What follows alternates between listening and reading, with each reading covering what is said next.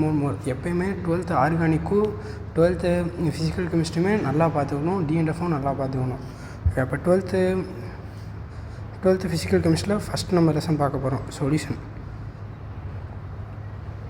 சொல்யூஷனில் வந்து பார்த்திங்கன்னா இது 2024 கொஸ்டின். ஓகேவா?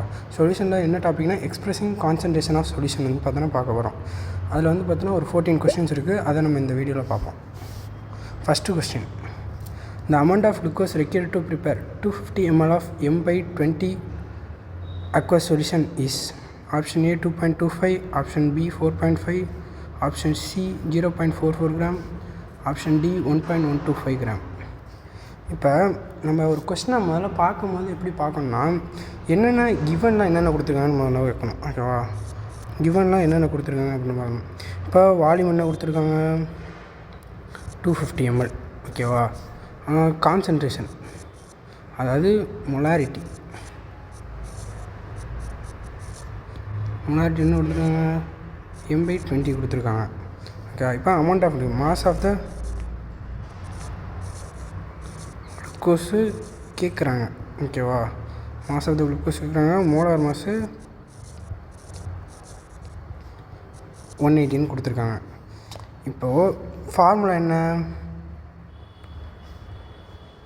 ஃபார்முலா வந்து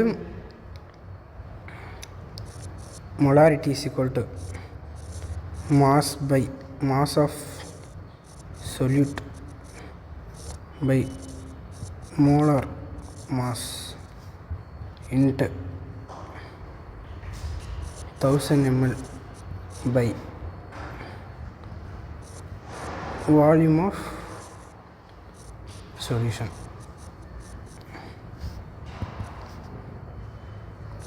மாஸ் ஆஃப் த சொல்யூட் என்ன, அதான் கண்டுபிடிக்கணும்.